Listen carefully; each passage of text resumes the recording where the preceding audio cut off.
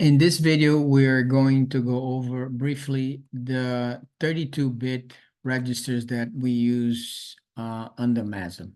Okay, so the code is very simple here. It's really nothing to show other than the fact that I give you a little bit of a background on the 32-bit registers. All of them begin with the letter E, meaning extended, which indicates 32 bits. They're called general purpose registers, and they're used for internal storage. So here are the 6 basic ones. Now, I say that these are the main ones for our course, but really, we primarily use only these 4, okay? Some of them, are required for specific instructions. You already saw the use of EAX for, multiplication and division. And the same thing goes for ESI and EDI. So I have some, little basic, definitions here. So these are the general purpose registers.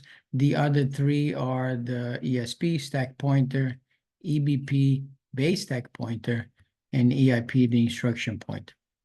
Now, generally, you can use any of these and these registers for almost everything, except that these are all registers that hold addresses. But these 6 here, you can use pretty much for anything generically. However, some of them are required for specific operations. For example, we saw that EAX and EDX are used for multiplication and division. ECX for loops. EBX is just a secondary accumulator. By the way, the EAX is called the accumulator index.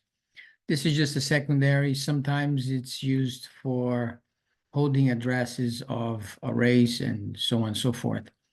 The ESI is for source address, EDI for destination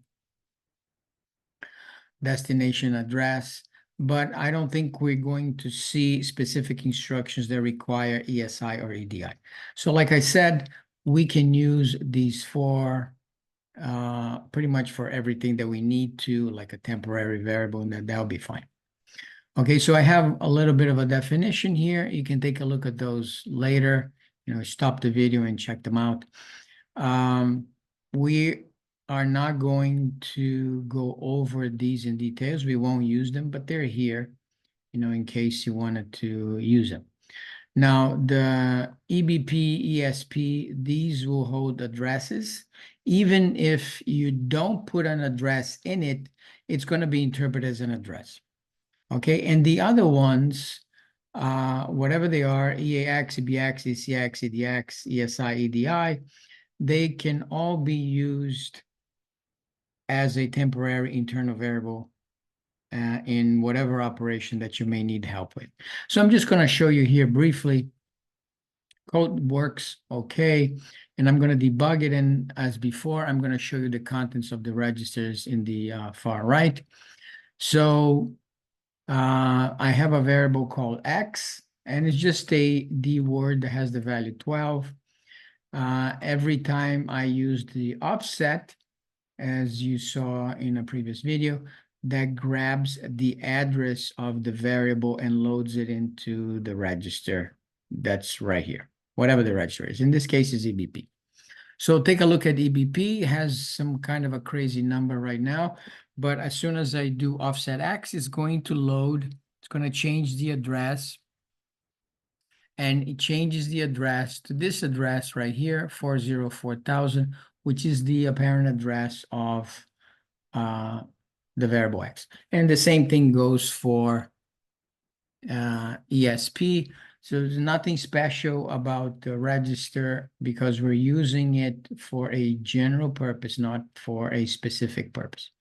If I try to load 4 on both of these addresses, okay, it loads up the 4s in both, but it is interpreted as an address. So this is not the number 4 that you can do addition. Okay, but these other ones, the ones that we probably are going to use, they can be used for, like I said, whatever purpose that you want. So for example, I load 9 into register EAX, and then I move 3 into ESI. So look on the far right, so the values are changing.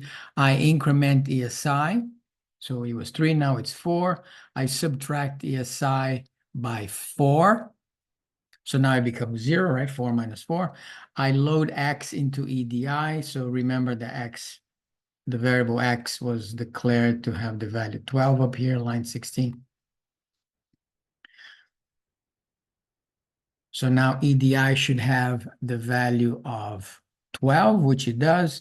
And then I say add EAX, which has the value 9 up there, to EDI. And that should give you the 9 plus 12, which is 21. All right. So these are the registers that we're going to be using, the 32-bit registers only. They're all here. These are the 6 that we might use. The 4 that we are 100% going to use are these 4. And maybe you see in my code, sometimes I use ESI and EDI as the source index and destination index for array pointers, but you can use any of these 4. We won't use the other registers here, so they won't be in on any exam or final, but they're here just to give you a description of what they are.